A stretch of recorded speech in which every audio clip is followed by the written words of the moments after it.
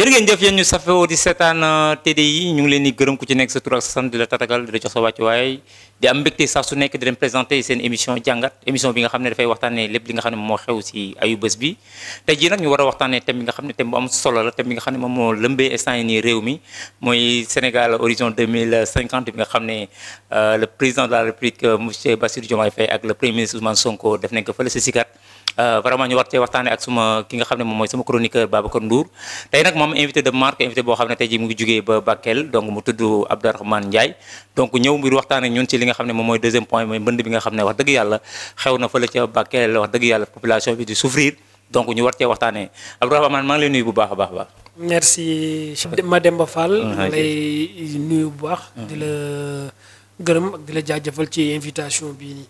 di ko rafetlu loolu. ndax ma koy jàpp ne tamit ndimbal la ci way ci jafe-jafe yoo xamante ne ñu ngi koy dund feenee ci département de Bakel. ak bu Kanel. naka Bakel ba dëkk bu neex la. ça va dëkk bu neex la waaye guddi ñu toll nii mënatuñ ko xàmmee. mais dégg naa tàng na de. waaw. tàng actuellement moom tàngul ak nawet bi. mënatuñ tàng tamit ak ndox bi nga xamante ne fees na fa dell. waaw sant yàlla daal. incha allah j'espère que Babacar ñuy ziar bu baax l'enfant chéri de Bargny donc muy sama chroniqueur boo xam ne wax dëgg yàlla gars yi dootuñu naan laate li nga xam ne moom mooy xam-xamam Babacar maa ngi lay nuyu bu baax a baax. Mame Demba maa ngi lay ziar di la jox sa wàccuwaay di wax c'est toujours un plaisir de partager avec vous ce plateau. qui est jàngat. avec nos internautes et téléspectateurs de la TDI. nuyu la sama invité Abdourahmane jógee ba Bakel sori na de. waaw ñu leen di maasawu aussi. sinon aussi lui aussi notre homologue ñu leen di maasawu par rapport ak événement yi. nga xamante ne moo xew à ce niveau au niveau du Sénégal oriental ñu ngi lay dalal aussi. waaw Babacar defe naa yow laa njëkk waxtaan parce que tey jii am na loo xam ne tey jii mooy le président Bassirou Diomaye Faye Ousmane Sonko def nañ ko fële ci Sikat donc muy lancement li nga xam ne moom mooy Sénégal horizon 2050 donc yow lan nga ci xalaat lancement bi ndax période bi ñu ko defee war nañ ko defee wala c'est bien quoi pour ñu def ko. waaw mais c'est normal parce que boo xoolee dañ leen fal. font ci benn projet de société waxoon naa la ko. donc comme il avait promis. au peuple sénégalais. je pense que loolu mooy li nga xamante ne nii mooy l'attente. des attentes énormes. voilà boo gisee def nañ présentation bi. voilà c'est une vision. quoi qu'il en soit bon y a de l'espoir. y a de l'espoir mënuñu ci am critique d'une manière générale. mais ak lu mënti am nañu am espoir. maintenant beaucoup pensent que aussi y a des semblables.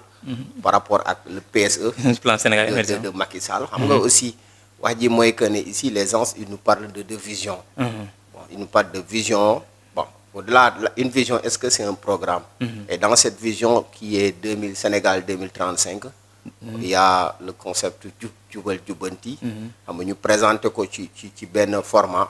Vous avez vu, ben baobab, ben gui. Sénégal 2050, hein, 2035, c'est quoi? C'est Macky Sall. Wow. 2050, hein? Ah, c'est des visions. Ouais, okay, je pense que c'est des visions. Les gens confondent beaucoup. Il y a une vision. Programme, projet, mais le lieu c'est dans le cadre du développement. C'est des systèmes, c'est des normes. Par exemple, on peut parler des indices de développement, taux de pauvreté, on peut parler de l'évolution de la dette, ainsi de suite, ainsi de suite. Dans l'ensemble, c'est pourquoi il te parle d'une horizon 2050. De même que aussi pour le plan Sénégal émergent, on parlait d'une émergence en 2035. Malheureusement, cette émergence, bon, ça reste à désirer puisque le peuple a choisi, a dit, voilà, Niet, et a donné une chance à ce nouveau gouvernement, porté par le leadership de Ousmane Sonko, qui est l'actuel Premier ministre.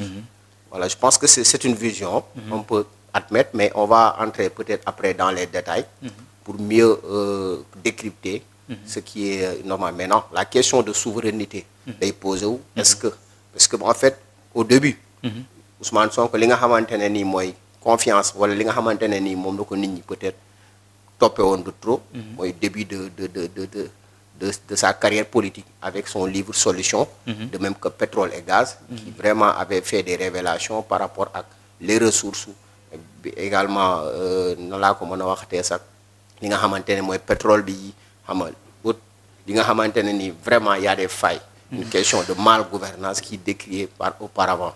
Maintenant, après aussi, solution, on a vu qu'en 2019, nous, avec le projet Jotna, malheureusement, il a eu que 15% par rapport à l'électorat au niveau du Sénégal. Aujourd'hui, ils sont au pouvoir.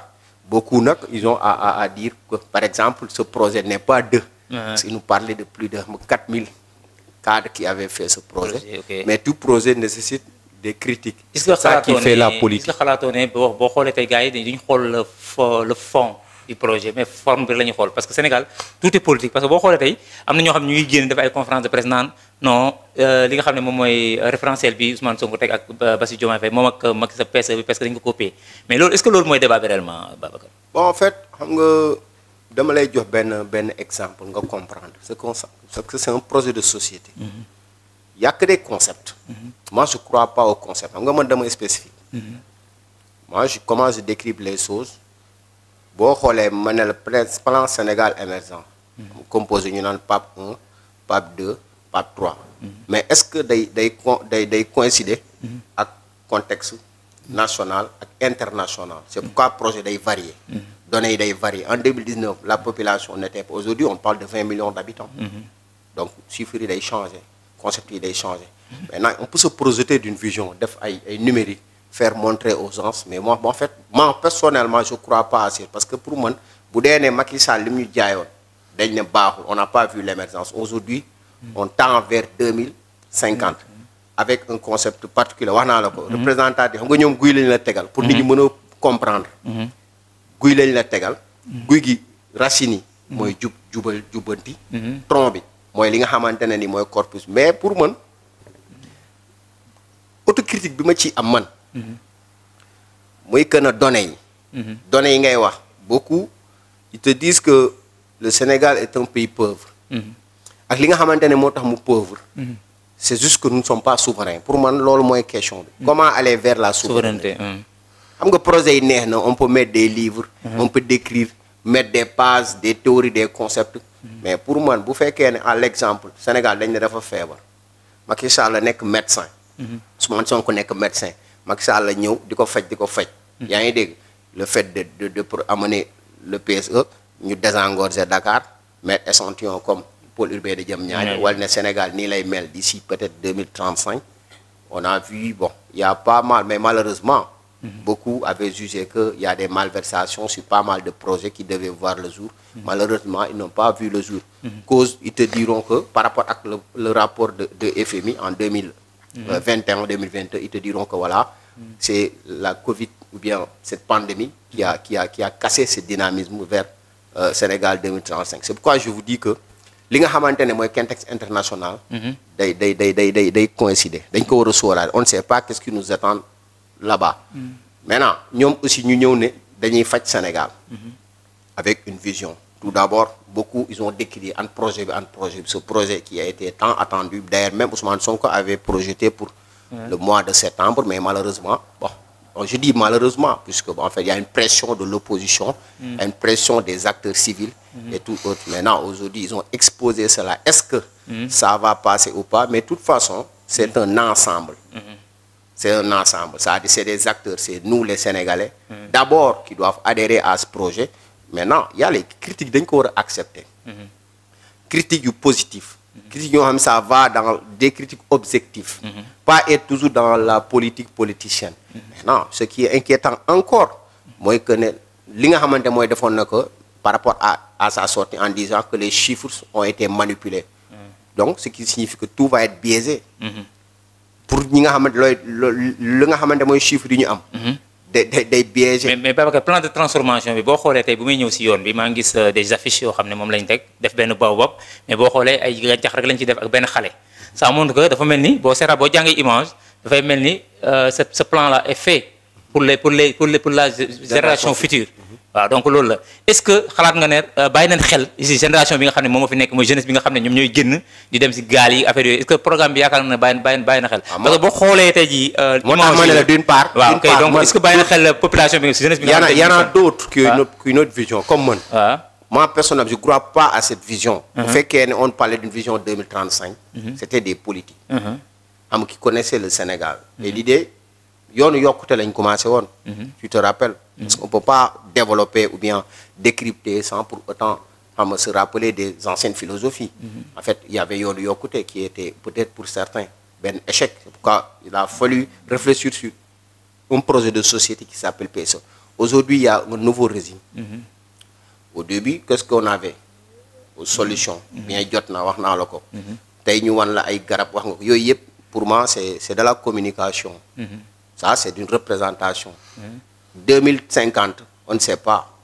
2050 et maintenant xamuñu luy xew. Est-ce que ñoom dinañ nekk fii ba 2050? C'est à voir mais pour man les problèmes actuellement surtout à l'instant T que nous sommes en 2024. Actuellement vous avez vu il y a les inondations. Actuellement on a vu qu'on est endetté. Vous avez vu le rapport de Moody's qui a fait que le Sénégal vraiment est endetté. De fait que les bailleurs aussi. mooy loo ça à voir.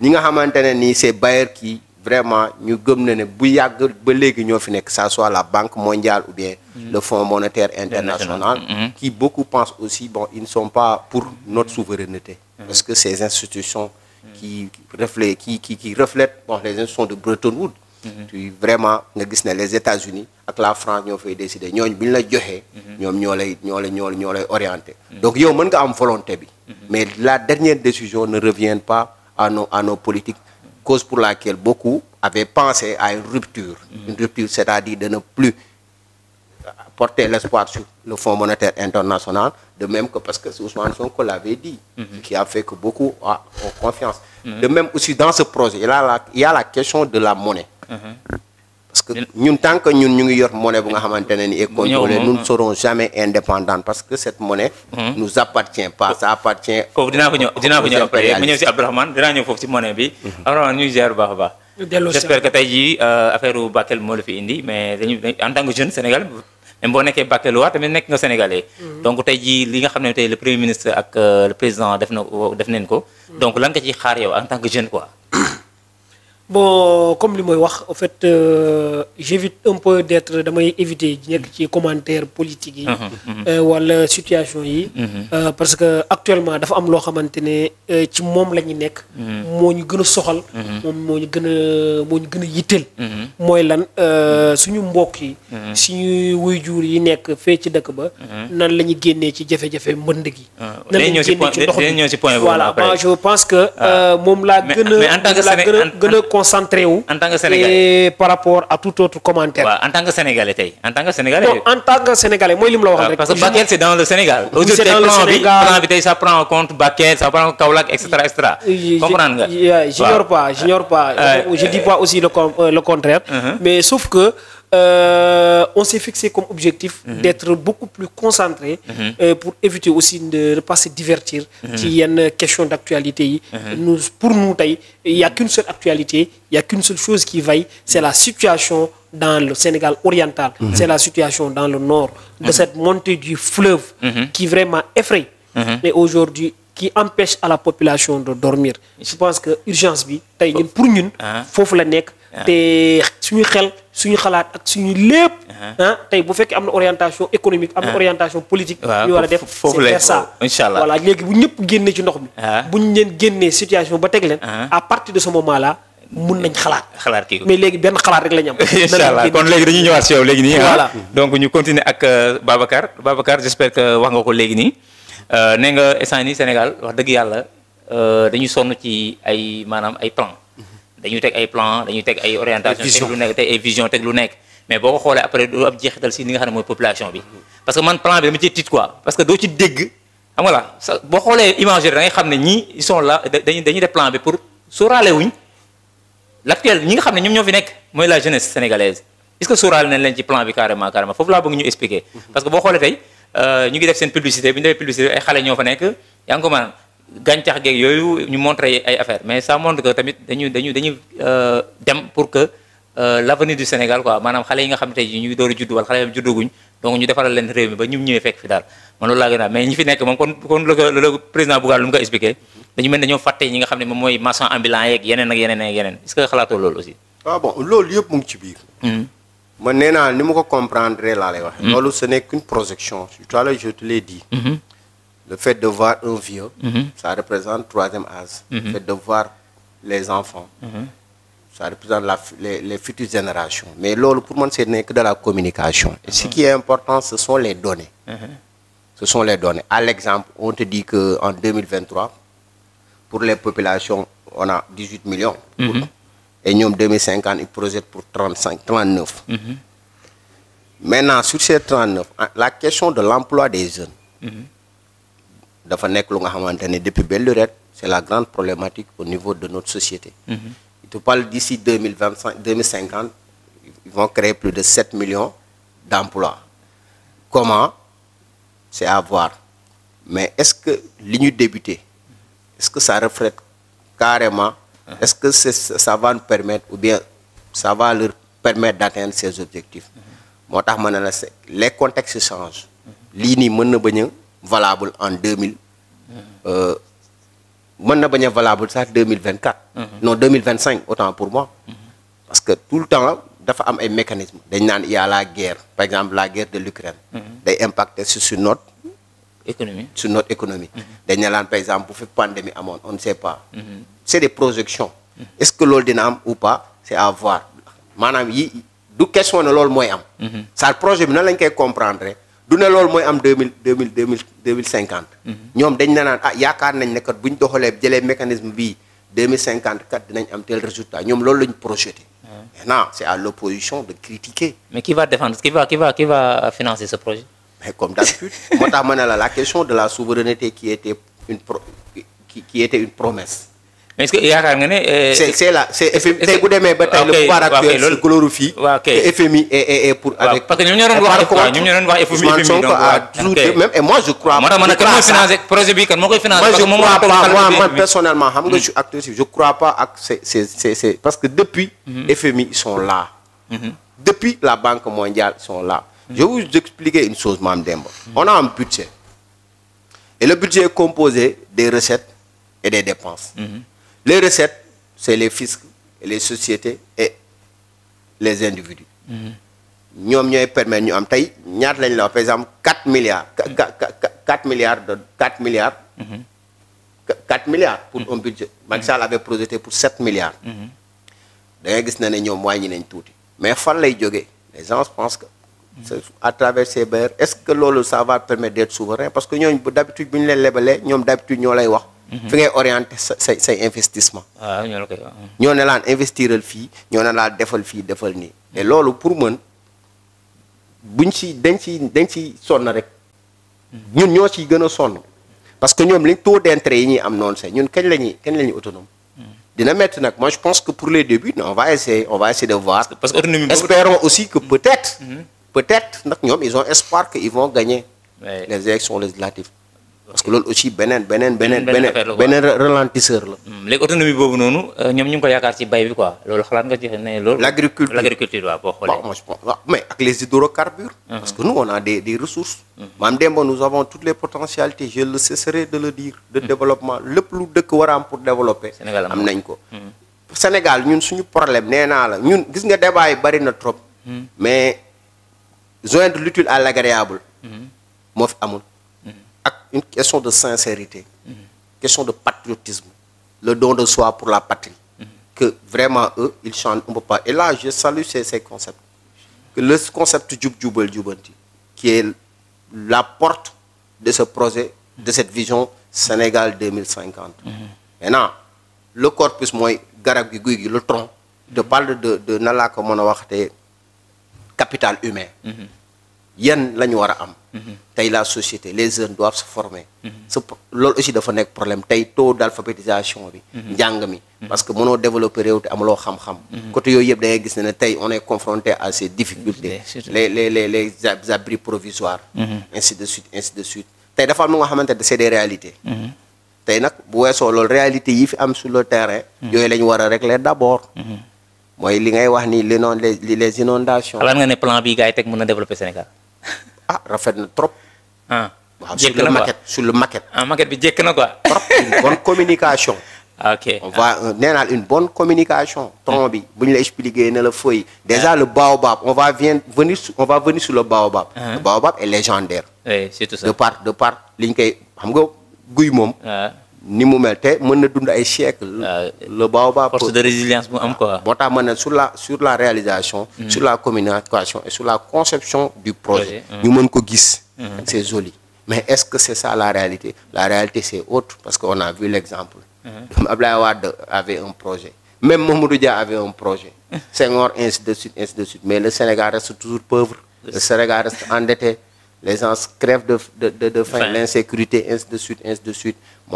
Ayons l'espoir. Quoi qu'il en soit, même si on critique, il faut accepter aussi de leur laisser au moins un temps bien déterminé. Eux aussi qu'ils acceptent que les gens critiquent.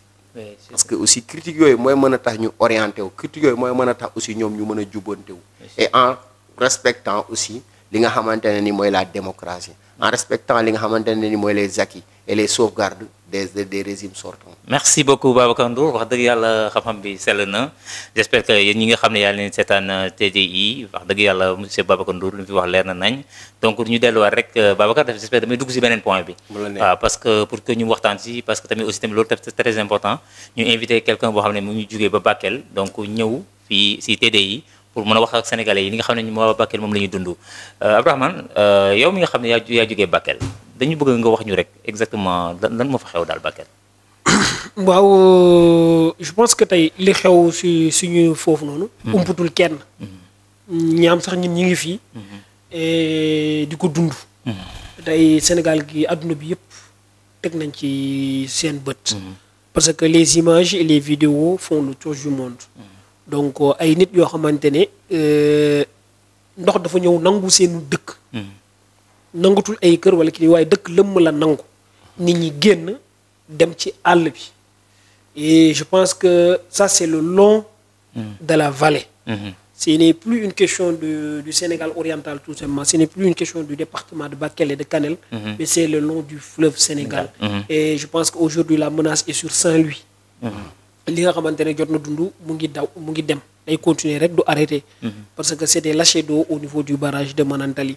Donc et puis dégâts yi dafa énorme, les dégâts sont énormes. Heureusement que jusque là nous ne parlons pas encore de perte en vies humaines, mais li jot a yàqu ci yëf yi dafa bëri.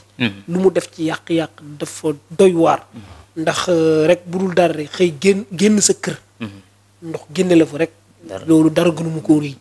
Voilà donc te kër goo xamante ne yow sa lépp foofu la nekkoon donc sa dund sa nekkin sa lépp foofu la woon nga génn bàyyi kon ndox bi yàq na lépp. dégg donc un retour. Tu vois. Donc c'est tellement compliqué chez nous actuellement ce qui se passe ñi nga xamante ne amuñ fu ñu nekk.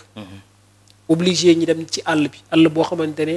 nawet bi ñu nekk gis nga àll bi nu mu mel. tey bëri danger. sans compter ndox bii ñëw lu muy indaale ndox buy ñëw mu ngi ñëw rek lépp lay indaale. gis ngeen keroog nit ñi ce qui s'est passé chez nous capturé foofu noonu benn hippopotame. waaye ñii dem ak tamit benn crocodile bi ñuy rey. ci biir dëkk bi ci biir kër sax lu dugg. donc ndox bu ñëw. lépp lu ne lay indaale. donc je pense que situation bi si chez nous. li fa xew métti na trop te jéggi na dayoo tamit. lan ngeen di xaar ci ñi nga xam ne ñoom ñooy njiitu réew yi pour que maanaam le président de la République ak ñi nga xam ne ñoom la ànd ak son gouvernement lan ngeen di xaar ci ñoom quoi pour que ñu aider ñi nga xam ne ñoom ñooy sinistré. waaw li ñuy xaar ci njiitum réew mi ak ñoñom ak comme li ñu wax toutes les forces vives de la nation. c'est-à-dire c'est à un élan de solidarité boo xamante ne tey nit ku ne ak foo munti nekk boo amee njàqare boo sañoon ko war a jëkk a gis mooy seen njiitum réew. boo ko gisee dina dalal sa xel. waaye ñi ñoo xamante ne tey dañoo jaaxale amatuñu dara du lekk parce que chez nous là-bas marché amatu fa. fi ñu wax nii amatul marché amatuñu dispensaire amatuñu école dara amul benn service public wala privé boo xamante ne mu ngi dox gudduñ toll nii tout est aux arrêts tout est au point mort lépp dafa taxaw lépp dee. maintenant ñi ngi xaar tey aujourd'hui benn état boo xamante ne day mobiliser wu. Face à cette situation-là, il faut que réalité de nation bi mu nok dëgg comme on dit. La nation c'est une volonté commune de vivre ensemble. Il faut que tey suñu volonté commune de vivre ensemble boobu doon nekk benn réalité. Sénégal nekk benn bopp boo xamante ne nekk benn yaramu doomu aadama boo xamante ne foo wax feneen fi met yëg ko. lépp yëgandoo ko donc ñi jug. ji état bi jiitu ci gouvernement yi ñi jiitu ci ñëw taxawu population bi bu ñu ñëw kese pour ay wax wala bu ñu ñëw ay loxo yu neen. waaye nañ ñëw ànd ak ñoom dund ak ñoom loo xamante ne ñoom la ñuy dund ci jafe-jafe ak ci naqar pour ñu dimbali leen taxawu leen ba nga xamante ne lii nii donte ñoom waxuñu leen nañ génne ndox mi dañ ko évacuer mënuñu ko évacuer parce que ndox bi déjà fi ñu ko waroon évacuer moom moo ko indi mooy ndox bi déjà dafa fees dell mënuñu ko évacuer pour le moment mais nañu jël des mesures d'urgence d'accompagnement comme quoi par des sites de recasement comprendre ñu ci recaser leen ñu apporter leen aujourd'hui le minimum nécessaire pour la survie parce que actuellement on peut plus parler de vie mais le minimum nécessaire pour la survie ñooñu mën a dundee loolu en attendant ñi xool l'évolution de la situation dëkk yoo xamante ne comme jot nañ alerte yu bëri tey beaucoup de villages sont sous menace que état bi par les forces vives de la nation ñu jóg xool comment est-ce que il faut ñi prévoir situation bi nan la ñu war a fagaru comme nuñ nga ni fagaroo ñi balaa foofu tamit jéyee di fa yegg donc mais ñi ngi taxaw di seetaan tey da ngay yeewu ñu naan la dëkk bi de lii dëgg na dëkk bi nangu nañ ko. mais le président de la République defe naa gis naa mu sol yenn yére armée bi. waaw ñun loolu lañ ko doon xaaree ñun ñoo ko ci woo. ñoo ko woo ñu bëgg nañ ñi. président mu wàcc en chef suprême des armées tenue militaire mu wàcc si foofu noonu. ànd ak ñun jiite armée bi ñëw taxaw population bi. et je pense que il l'a fait sol na tenue am ñëw na. waaye ñi ngi taxaw di seetaan ñëwam ak ñëwinam. donc comme armée bi nga xamante ne moom jot na yegg si terrain bi vraiment macha allah ñëw nañu installé lañu parce que actuellement.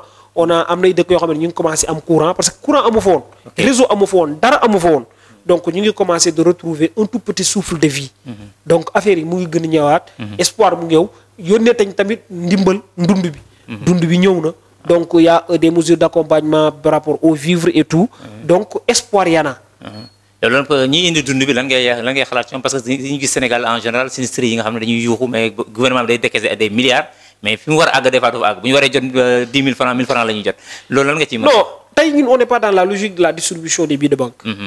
nekkuñ ci loo xamante ne dañoo soxla ku ñu ñëw di ñu sox ay xaalis. wala yeneen dimbali leen ci wàllu dund gi parce que tey état bu ñëwee daf fekk day ñëw rek ànd ak ñun ci suñu logique parce que déjà ñun la communauté.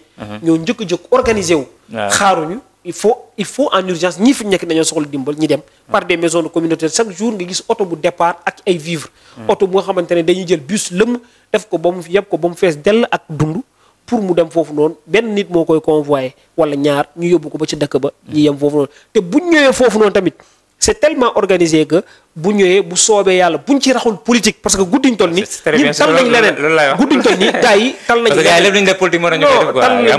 yenn opposition bi naan bu ñu demee feenee dinañ fa fekk ay nit yoo xamante ni yi am fulla yi am fayda yoo xamante ne guddiñ toll ni lépp lu ñu amoon ci mbokk wala ci far féeteen rek nañ ko à côté tey benn nit la ñu am benn parti la ñu am benn pouvoir la ñu am benn leader la ñu am mooy lan sortie de crise nan la ñuy génnee ci jafe-jafe bi loolu mooy suñu politique loolu mooy suñu parti bon xam nga balaa ngaa campagne wala nga nekk si la dañuy profité aussi ci kii dem def campagne kenn mënuñu ci profité parce que vous avez en face de vous ay nit ñoo xamante ne sont des gens très civilisés sont des gens nit ñoo xamante ne dañoo xam li ñu nekk déjà parce que boo ñëwee foofu noonu sax comme li ñu waxoon keroog guddiñ toll ñun dañoo tallul wax xam nga campagne da ngay wax ñu lay déglu ñun ñoo tallul ku lay wax ñun xam na lañ tal ku ñëw naan voilà bâche yaa ngi nii matelas yaa ngi nii dundun bàyyi nii dem leen dalu ji en attendant déployer ñi benn service minimum nécessaire comme bi ñu woowee tey un corps médical boo xamante ne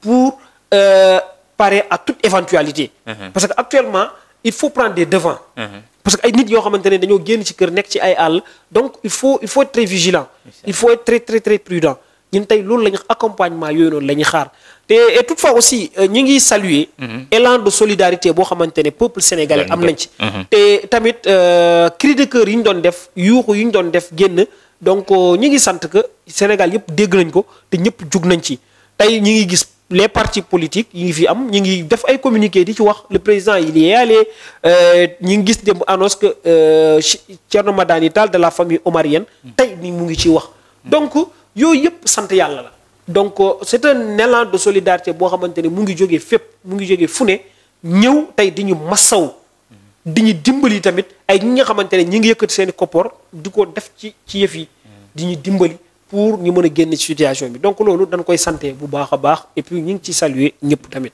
Babacar lan nga expliquer ci li nga xam ne moom moo xew fële ca Bakel. waaw la fois passée waxoon naa la ko lors de notre dernière émission jàngat. parce que c'est une catastrophe. Puisque je pense que au-delà du Sénégal, on a vu même en France. On a vu en France, il y a ce même problème. De l'eau accès sur le plan général avant de venir en particulier pour le Sénégal. Tu vois, c'est les changements climatiques. Vous avez le problème des inondations, toujours même à Touba, les problèmes, ça persiste encore. Et sur le plan international, il y a ce qu'on appelle les changements climatiques. Et comme s'il y a des changements climatiques, il faut une adaptation. Aujourd'hui, il ne faut pas tout prendre, il faut pas tout politiser. D'abord, de l'avoir des masses, parce qu'actuellement, l'inondation, c'est compliqué. Il y a le problème de santé publique, il y a les écoles, il y a la vie. Parce que vous faites quelqu'un inondé, tu laisses tout, tu cherches à te sauver des eaux. Sinon, vous risquez il y a un risque de noyade ou bien des pertes. C'est une bétail. Au niveau du Sénégal oriental, côté Fouta, même tu vois le Mali. Nous, les populations du monde. Je ne dis pas du Sénégal, mais des événements qui, depuis 1995, n'ont pas eu lieu. Je commence à voir le jour, nous devons préparer. Aujourd'hui, ce qui est inquiétant aussi, aujourd'hui, on parle d'un contexte préélectoral. Est-ce que c'est favorable ou pas? C'est à vous de voir parce que c'est la catastrophe. Là, de remercier aussi le fait que l'État aussi déployé. Le président Limoudef aussi, quoi qu'il en soit, être à côté des populations, leur venir, surtout les sinistrés, parce que l'inondation, c'est à des risques. On a tout à la question de l'insécurité. Et là-bas, à cause pour laquelle vous avez vu le ministre Jean-Baptiste qui était là-bas, à côté des populations. Depuis presque une semaine, ces populations au niveau du Sénégal oriental vivent ils vivent dans des difficultés. Vivent dans les difficultés. Nous avons des manceaux. Bon, aussi, politique. Non, c'est les changements climatiques. C'est le monde, total. On peut avoir des projets. Parce que dès que nous avons opposants, donc c'est pas normal pour moi. C'est des choses là-bas, on parle de 19 communes. Mais France, il y a des zones qui sont en alerte. Donc, gis nga ñu naan Sénégal am na zone bu doon taw ay lii mooy wane ne ñun dañu war a mën a conscient liggéey. Maam Demba à l'instant T nous devons diminuer de faire la politique. Et de se concentrer sur l'avenir du Sénégal. Sénégal fa la jëm parce que li nga xamante ne mooy xew Kidira. xew Bakel xew Djigilone et tout autre. C'était pas prévisible. lu nga xamante ne nii c'est les lits du fleuve qui a débordé ba mën a tànt te ndox moomu c'est wax nañ ci. Ça peut être dévié ñu orienté ko. parce que tey capacité yi ak li nga xamantene ni moy li ñu am ci ndox da fay jéggi dayo. On ne sait pas qu'est-ce qui nous attend l'année prochaine. Li dañu wara yé ñu éviter toujours nek ci politique politicienne parce que les urgences et les priorités sont là. Gis nga on avait l'érosion côtière. Vous avez vu, on ne parle plus d'une question d'érosion côtière mais d'une sévérité. Ce qui signifie que tay li nga xamantene ni moy fleuve bi mën a déborder ba gis nga yow à la télé ñu wane ko un peu partout dans le monde. Ça doit nous inquiéter. Et le Sénégal pour moi ça c'est la catastrophe. Même s'il n'y a pas assez de communication, les gens essaient de le biaiser avec un contexte très électoral. Les politiques, qu'est-ce qu'ils nous disent tout le temps? Ils sont là à parler des choses qui vraiment... Et si on parlait de l'essentiel, comme vous l'avez dit, si les débats politiques publics étaient enrichis des questions qui à l'aise et cesser un peu le fait de vouloir toujours être dans une question de position de récupération politique et tout autre, et de dire ces populations-là, ils font partie du Sénégal, mais aujourd'hui, ils sont coupés du Sénégal. Il manque d'électricité, de connectivité. Aujourd'hui, il y a l'ouverture des classes. On parle de combien de communes qui vont, des élèves, des enfants, qui ne vont pas, mais ils n'ont pas de quoi subvenir à leurs besoins. Et c'est difficile. Il faudra que nous compatir, il faudra qu'on réfléchisse aux sinistrés et de ne pas toujours penser à une question de finance, mais la morale, c'est très important, être à côté, de leur parler et de réfléchir sur l'avenir. Parce que ça fait des dégâts, mais s'il y avait un projet soit on déclenche le plan Orsec, je pense que ça y est déjà, mais aussi chercher des réflexions, comment s'adapter à ces anomalies ou bien à ces catastrophes qui, de manière naturelle, doivent nous bête, c'est imprévisible. Di ñaan yàlla nag jàmm dellu see parce que vraiment lii dafa metti boo ko dundulee rek mënoo ko xam vous avez vu à Touba ba léegi nii ndox mi des na fa on dit que voilà le khalife général a déployé plus encore 360 millions imaginez Touba rek une commune là-bas on ne parle plus de 20 ou quelques communes voilà loolu c'est autre chose mais il a fait que aussi on réfléchit surtout l'OMVS cette organisation qui est pour la mise en valeur du fleuve Sénégal qu'est-ce qu'ils attendent à travers, parce que tous ces pays voisins aussi, que ce soit le Mali, vous avez vu, est touché actuellement. De même aussi, ils sont dans des difficultés. Mais Sénégal, les mouyakoulé, dafa bari pour le moment. Parce que là, on parle de plus de 200 et quelques habitants qui sont à la menace. Abdourahmane, en tant que jeune, tu es de Bakel. Donc, mu nekk affaire boo xam ne affaire bu triste la affaire bu doy waar. Donc, yéen jeune Bakel, yan action ngeen mën a def pour que wax dëgg yàlla jàppale si nga xam ne mooy seen population yi nekk. waaw bon comme li mu la wax léegi affaire bi nekkatul Bakel kese. C'est le département de Bakel, le département de Kanel. Et pour ne pas juste se limiter à là, c'est toute la région de la vallée. De la vallée du fleuve Sénégal. Bon, dans les maillots bi yëpp vallée du fleuve bi yëpp moo affecté. te vraiment toute la jeunesse, toute la population de ces localités là se sont mobilisés, unis comme un seul homme très fort pour aujourd'hui pallier à ce fléau là. ñi ngi indi seen saafara ak seen matuwaay yu mat sëkk. ñi ngi taxaw ñi ngi ut ay pexe tamit comment stopper ça. te comme on dit encore am na loo xamante ne ça cette situation là ça demande de gros moyens. Oui, c'est tout ça, c'est des moyens, ouais. moo tax tey aujourd'hui ñu def benn interpellation par étatique. Mais avant et comme ni ngeen ko toujours xamee chez nous ñun doon nañ ay localités yoo xamante ne ñun xamuñu état xamuñu nguur. ndax amul da ngay yeew wala heure boo yeewoo doo gis dara wala nga judd gis dara ñu naan lii état moo ko fa def. école ce sont nos émigrés. centre de santé yi hôpitaux yi postes yi du dara loo xamante ne ñu naan lii état moo ko fa indi wala moo ko def tout nous vient de la diaspora. Mention spéciale à ces braves soldats là. te même mbir mi bu mu amee am nañ ci taxawaay boo xamante ne bu jéggi dayoo. ndax ñi ngi yónnee de part ñi ngi yónnee en espèce comme ñi ngi yónnee tamit ay matériel ak i vivres yoo xamante ne ñi ngi jógee chaque jour ñu koy convoyer muy ñëw jëm ci ñun donc population bi ñi ngi ci gis seen bopp bu baax a baax. te tamit ñi ngi lancé appel au niveau des autorités étatiques. il faut que ñu jël ay mesures préventives. parce que il faut pas dire que ñoom yëguñu ko woon mais c'est faux de dire qu'on n'est pas qu'ils ne savaient pas ou bien ils étaient pas au courant parce que l'OMVS avait avisé, il y avait des communiqués d'information ba tey ñii ni chaque jour ils ont un communiqué bi wàcc pour di expliquer situation bi fu mu toll. donc tey ñun on n'a pas dit que non phénomène bi c'est un phénomène naturel on reconnaît. Et ces lâchers d'eau là ils sont la meilleure solution d'ailleurs parce que ça aurait pire tey bu mënaan tale bi pété woon bu pété woon donc ce qui veut dire que nos villes n'existeront plus sur la carte du Sénégal. Mais ceci n'est pas une raison pour dire que nous ne devrons pas prendre aujourd'hui les débats. Cette situation se pose depuis chaque jour. Donc ñoom dañoo war a jóg jël avant les devants. Maintenant am nay vie chaque jour nga dégg dëkk boo xamante ne ndox bi ñëw na balaa moo yegg wala yooyu noonu il faut qu'on trouve des mesures pour évacuer ces populations là le plus vite possible. Il faut qu'on essaye de trouver pourquoi pas essayer de trouver des digues wala des mesures yoo xamante ne moom dina mën a taxawal affaire bi freiner yàqu-yàqu yi. parce que tamit. xalaat ne Sénégal médecin après la mort tamit aussi. c'est toujours des médecins après la mort. mais également s'organiser. de telle sorte que aujourd'hui pour le retour des familles. parce que aujourd'hui il y a on a plus de 1000 familles qui sont déplacées. 1000 familles qui sont déplacées. Donc comment est-ce que ils sont dans la forêt ñi ngi ci àll bi. ñi ngi ci village environnant yi en attendant ndox bi di nangu dëkk yooyu noonu. waa ñi génn nañ déplacé nañ dem nañ. waaye donc ñi fa des ñi ngi ci kaw terrasse yi.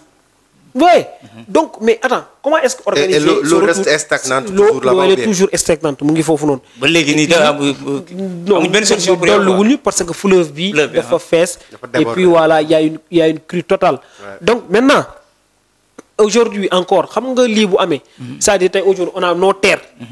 suñu surface cultivable yëpp yàqu nañ gars yi li ñu jotoon bay de plus de 700 hectares boo xamante ne yàqu na ci yàqu na ci ndox mii nii li ñu jotoon bay yëpp te foofu noonu les populations de la région de la vallée du fleuve c'est des populations qui vivent de la pêche, qui vivent de l'agriculture et de l'élevage. ñooñu bu ñu demee ba situation bi amatuñu lenn lu ñu mën a seen li ñu ba jotoon bay yëpp yàqu na kon ce qui veut dire que il faut monter une cellule de crise boo xamante ne après lii lépp organiser le retour d'abord une assistance psychologique population yi parce que kër gi nga juddoo yàgg fi nga xamante ne foofu nga jékki-jékki génn fa ndax lii nii comment y retourner? Il faut organiser ça sur le plan éducatif. Xool li nga xamante ni école yi ngi feesoon ak jeunes yi nga xamante ni accusé nañ un retard sur le plan national. Comment est-ce que comment pour comment dire pour combler ce gap-là? Vous voyez, donc sur le plan alimentaire également, comment éviter l'insécurité alimentaire dans cette zone? Donc vraiment, nous nous attendons à ces problématiques-là beaucoup plus sérieuses sur lesquelles aujourd'hui le gouvernement doit réfléchir. OMVS, c'est-à-dire que nous avons des mesures d'accompagnement comme c'est imprévisible et aussi c'est inévitable, qu'à chaque fois nous avons des mesures de prévention beaucoup plus adéquates. Il ne faut pas se limiter simplement à écrire des communiqués parce que tout le monde n'est pas informé par ces communiqués-là. Aujourd'hui aussi, tout le monde n'est pas instruit pour lire et comprendre ce communiqué-là. Il faut aussi qu'ils essayent par ces régions-là d'installer des comités. Ils feront passer le message dans les langues locales. C'est-à-dire nous ne sommes plus dans un monde de communication comme ça. Non, nous sommes la meilleure des communications, comme on dit, c'est la communication de bouche à oreille. Donc, nous avons pour parce que la population, si vous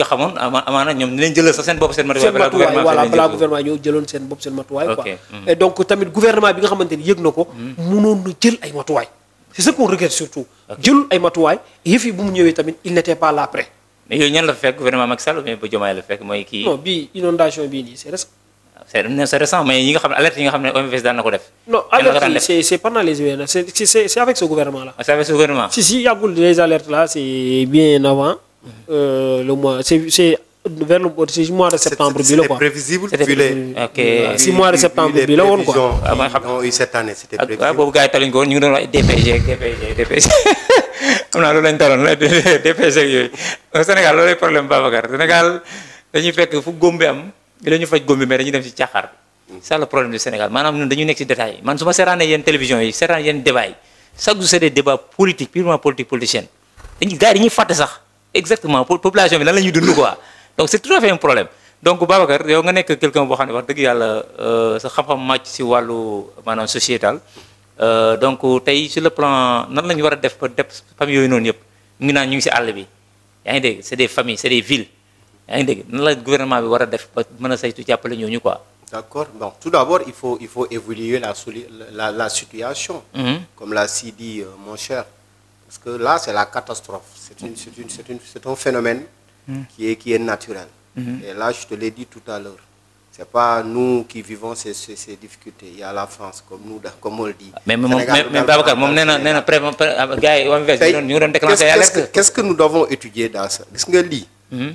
À la légère. Il n'y a pas une communication. Mais c'est une catastrophe. Les petites pertes en termes de l'État déploie 8 milliards. Et ça reste encore 8 milliards. On va venir sur les problèmes. Nous étudions ko buñ ko évoluer après ngay gis c'est quoi c'est des milliards c'est des milliards non c'est des milliards c'est des milliards néna la ko ay dande mayo da ngay gis c'est des milliards mais lolu liñ ci mëna étudier tay ñoñ sey xam nga tay ñun malheureusement man limay wax sénégalais des fois mané Sénégal len rek mo fi deggu moy suñu talon yi dal leneen deggu fi parce que le pourquoi Mam Demba tay ces populations là tay taluñu élection tay instant bobu ko xamantene ni dañ jaxlé ku dem ba dëkk ci kaw étage ñu lay sanni ñi leen di les services d'urgence et secouristes leur apportent à manger ñu leen di jox ay lekk est-ce que bo lekké tay di nga lekk suba ñi ci forêt bi ñun dañ nekk Dakar ni rek mais ñoñu actuellement ils vivent dans amo courant amo dara ils sont coupés du monde dans le Sénégal. Tay nañ xaar évaluation yi. Tay pour moi, tout le Sénégal doit compatir. Pourquoi pas ñu lancer ben téléthon pour ces communes là. C'est ça. Pour cette zone. Ñi nga xam impacté bu weesoo étudier bi ñu xol lan moy problème psychologiquement ñooñu dañ xam ne ils sont impactés. Dans tous les services tous les ministères sont concernés. Da nga wax ben wax bu sank né téléthon. Yaakaaroon né Sénégal d'une part bu dé affaire boo xam ne la maanaam bu corona bu amee nga Sénégal yëpp ñoo taxaw. si nañ def plan de résilience tey lii pourquoi. mais lii catastrophe la. au-delà du plan Orsec non lii dafa weesu catastrophe. xam nga lii moo tax ma ne communication bi xëy na dañ ko bàyyi tuuti biaisé ko. politique yi aussi de par leur hypocrisie. ils essaient de ñoom pouvoir moo leen intéressé que ça soit l'opposition ou bien le pouvoir. mais pour man tey bu fekkoon ne dañ ma doon laaj. plan Orsec da nga yaakaar dañ ko war a assumer. man bu ñu ma laajoon ma ne élection yi nañ ko reporté. moi je préfère.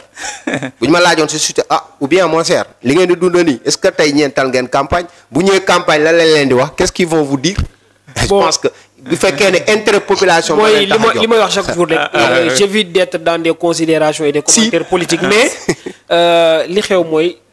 report ou non report d'élection nous ça nous intéresse pas ce qui nous intéresse le plus c'est ñun fu ñu nekk nii talluñu politique. mais c'est talluñu voté talluñu mooy li ma la wax donc il rejoint mooy autrement il rejoint ce que je te dis xam nga tey ku nekk entre dund ak dee toloo lu nga xamante ne nii ay élection moo tax ma ne la d'autres ils pensent à un report des élections mais tey les politiques ban contenu la ñu am c'est-à-dire ñun suñu politiciens yi nga baal ma maanaam population daf leen raw ñun suñu politicien population daf leen raw parce que nekkuñu ci jafe-jafe askan bi bien vrai que ne dañ dem élection dina am ñu gagné mais même dans le débat public tu vois rarement ngay am contenu bu nga xamante ne nii ils sont dans autre chose di xalabante tey ñeneen bu leen bàyyi ñu ne la lii nguur gi la ñoo mën a ñu des fois tam ñu ne la non ñi sont malheureux c'est des gens qui ont la poisse ainsi de suite mais c'est pas ça tey ñi nekk foofu say c'est des Sénégalais ñi nekk foofu say ils ont besoin de l'aide pas du gouvernement tout simplement mais de tout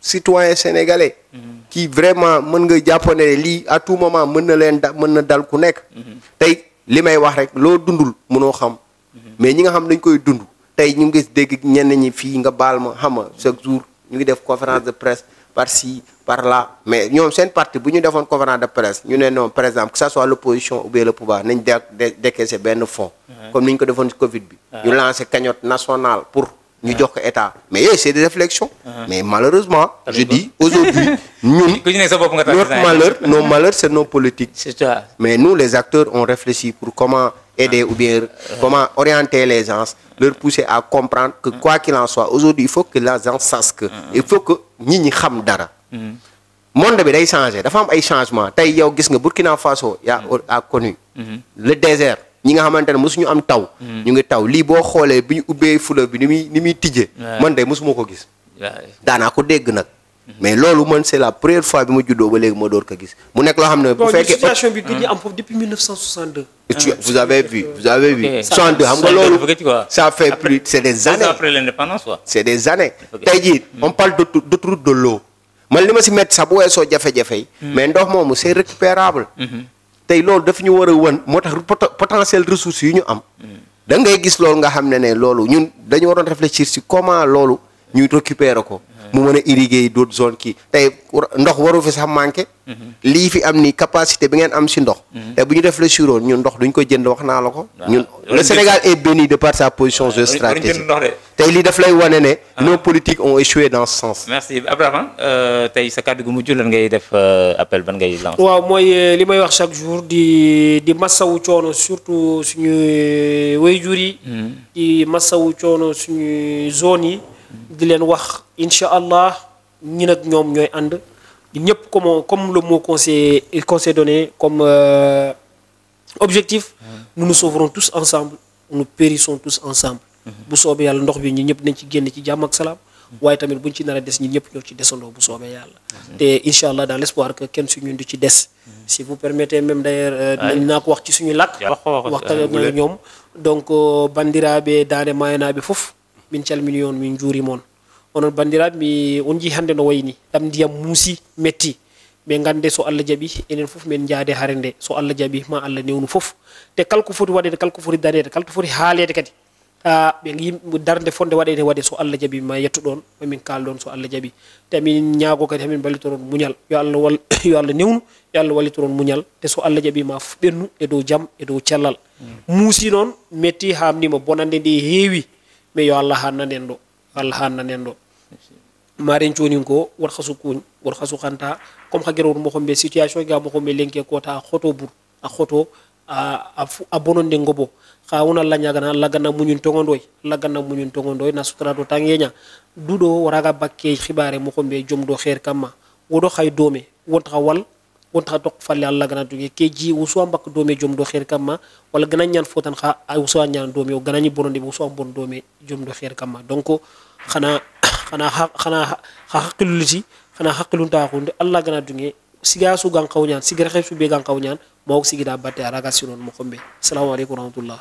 Babacar, j'espère que dégg nga Abdourahmane wax na ci communication c'est important parce que nit booy wax ak ay nit da ngay wax ak ñi nga xam ne tey jii loolu moo ñu manqué Sénégal maanaam dañuy dem ci village sax di wax français tak jor suñu kos population bi nga xam ne sax duñu dégg sax lu la ñuy wax c'est très important ci li nga xam ne def na ko donc dañuy ñëw rek tëj kii bi benn 5 minutes ci octobre rose parce que gis nañu ne feebar bi di cancer donc mu ngi lëmbe réew mi waaw suñu jigéen ñi ñoo xam ne daf leen dal ñenn ñi am ay problème pour faju yaa ngi dégg Sénégal daal dafa naa priorité dafa bari surtout dans le domaine de santé quoi waaw am na ku ko wax démb sax ne boo fi nekk Sénégal da nga nekk maanaam c'est quelqu'un un étranger dans un pays maanaam ñi nga xam ne sax dëkkuñ ci dëkk bi ñoom la ñuy gën a faj sax parce que ñoom ñoo yor les moyens mais Sénégalais bu feebaree yorul moyen sax du faju donc tey jii lan ngay ban appel ngay lancé femmes yi nga xam ne tey jii ñoom ñoo war a dem def ci dépistage ci cancer du sein et du col de l'utérus. Absolument. Bon, je vais profiter de l'occasion parce que moi je suis acteur communautaire. Je suis acteur communautaire de base. Parce que voilà, di féliciter taxawaayu ci mel ni Mbaye Tir Ndoye